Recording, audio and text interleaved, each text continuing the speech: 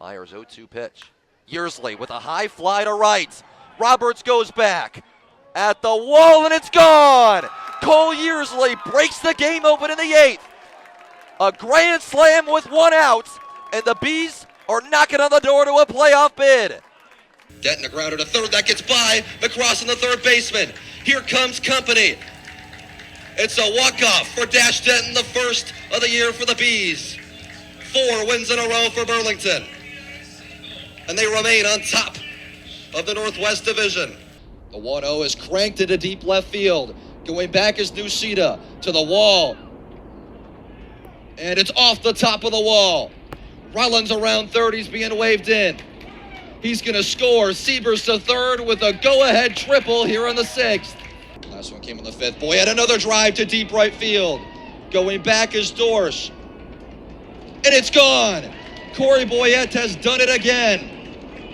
A 3-run home run, his team leading 5th of the season. And the Bees tack on 3 insurance runs. Cullen Tavares got the last out of the 6th, and he's out in the 7th. He'll face 2-3-4, the heart of the Bees lineup, starting with Caleb Siebers, who's had a tough day. Siebers 0 for 3 with 2 strikeouts. Came up with a guy on third and 1 out, but struck out in the 5th. Now Braden Sunkin's on his way down to the bullpen, so I think our plan, minus we mentioned a bridge guy, is kind of in effect right now. Harris only at 71 pitches. Might get sent out for the 8th, and if he can't get out of it, it'd be Braden Sunkin's game. But I mean, this is such a big inning for the Burlington offense. I mean, this is against the first time seeing this reliever. Burlington loves to get to relievers, and you couldn't really get to Smith. See what you could do here. Tavares, limited opportunities coming into this game, but he's filled the strike zone. No walks in 5 2/3 innings now. But he's now behind 3-0 to Siebers. An insurance run or 2 here for Burlington, huge in what's a must-win game. Yeah, it doesn't really get much more must-win than this today, especially with Illinois Valley not playing. Shrimp will host Alton tomorrow. 3-0 inside. There's a 4-pitch walk, first allowed by Tavares this season. And the Bees have the leadoff runner on for the first time since the 2nd inning. Yeah, that's big for Burlington to get a leadoff walk, especially for Siebers, who's 0 for 3 today. Caleb Yearsley following him. I mean, another just great game for Caleb Siebers, Brent. 1 for 2 with a walk on a day the offense has sort of been a dud. Let's see if he can come up big for the Bees. That's the 7th walk issued by this Johnstown staff. Keep in mind, both runs allowed by Johnstown unearned. 3 Millrat errors have plagued them tonight. Cole Yearsley, the batter, watches a strike from Tavares, first thrown of the inning. Yearsley, one of 2 Burlington hits with that single in the 1st that dribbled up the middle. 2 hits for the Bees, both are singles.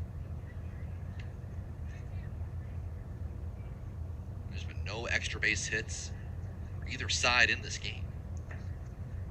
Johnstown out hitting the Bees 3-2. Runner goes, that's Siebers. Throw down is late as Siebers dives in head first. That's his 11th stolen base of the season. I mean, the catcher today, Posiani, has been great at blocking the ball. But Brent, they've run all over him tonight for Burlington. You know, they've really liked to steal bases in the second half of the season. Tonight's been a big day for it. Yearsley will look for a productive out to at least move Siebers to third, or even better, find a way on. Called strike 3 at the knees. That 0-1 pitch was called a strike to make it an 0-2 count, and Yearsley goes down looking. Rarely see Yearsley go down looking, especially in 3 pitches, and just really didn't like where that pitch located. You could tell by his body language more than anything. So Yearsley unable to move the runner over. And now Schulte hits with Siebers on second. We have seen Siebers steal third a couple times this season. Large lead off second. He stays put. Schulte grounds the ball through the left side for a hit. Siebers is being waved home by Oreskevich. The throw is late. And Schulte takes second base. A clutch one-out single from Cooper Schulte doubles the lead in the 7th. Doesn't get much more clutch than that for arguably your best player to step up. Huge spot, 61st hit of the season for Coop, which leads the league. And I think the body language, speaking of, we just talked about Yearsley, from Coop tells about how he is as a leader. He didn't even look phased, no celebration, just a slight pump of the fist and look towards his dugout. Not even a smile on his face, ice cold from Coop. 45th RBI of the season for Schulte. That's the first RBI of the game for Burlington as a team. As Coop able to trade places with Siebers. It's now a 3-1 game with one out. And another runner on. Boyette jumps on the first pitch. Looper in the right, drops in front of Siegler for a hit. Schulte had to wait to make sure that ball dropped, so he stays put at third. But that's back-to-back singles. The Bees in the last two at-bats have doubled their hit count.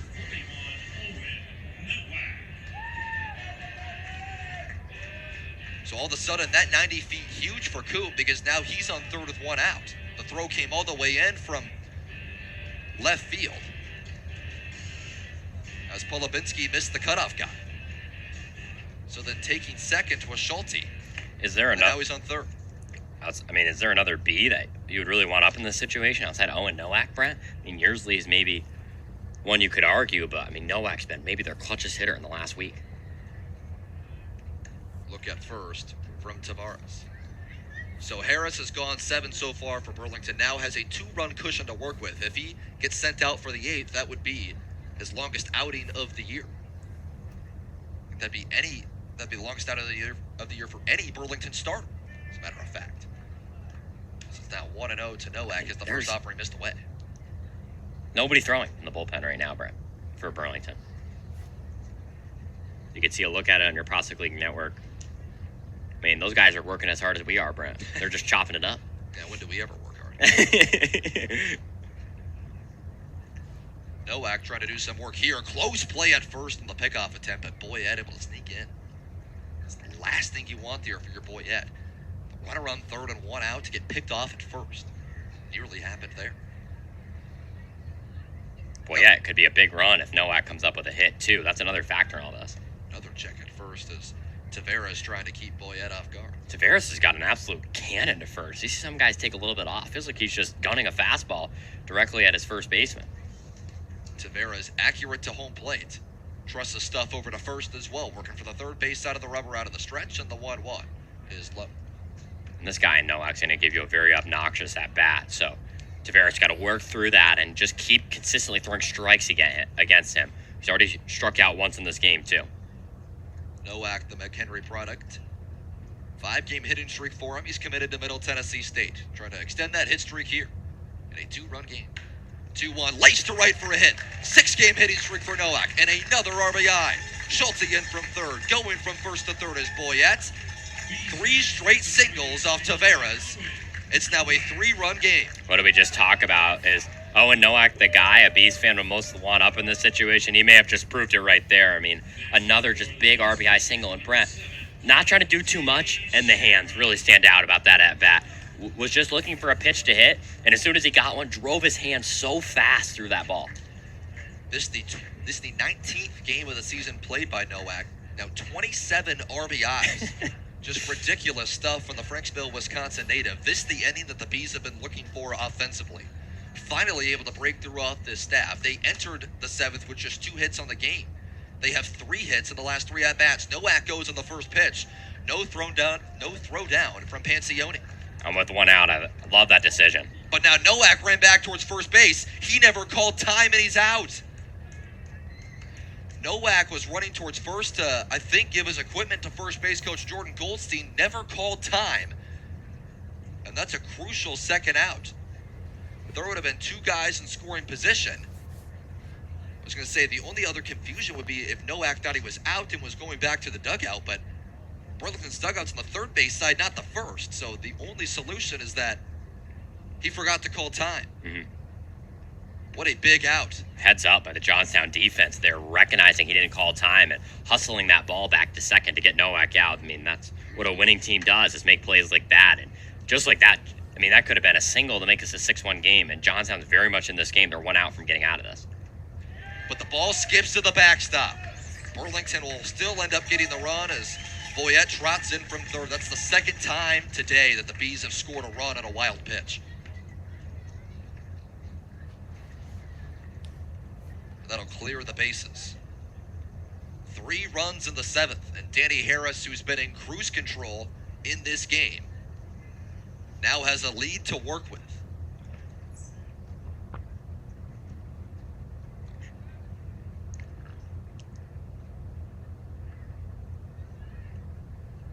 Two one to Teixeira.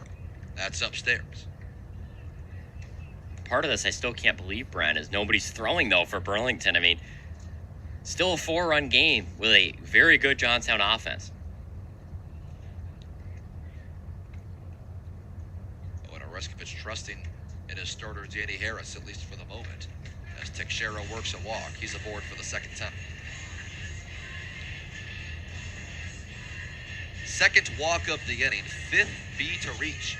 And keep in mind where this inning would be if Nowak didn't get caught off second base. Good point.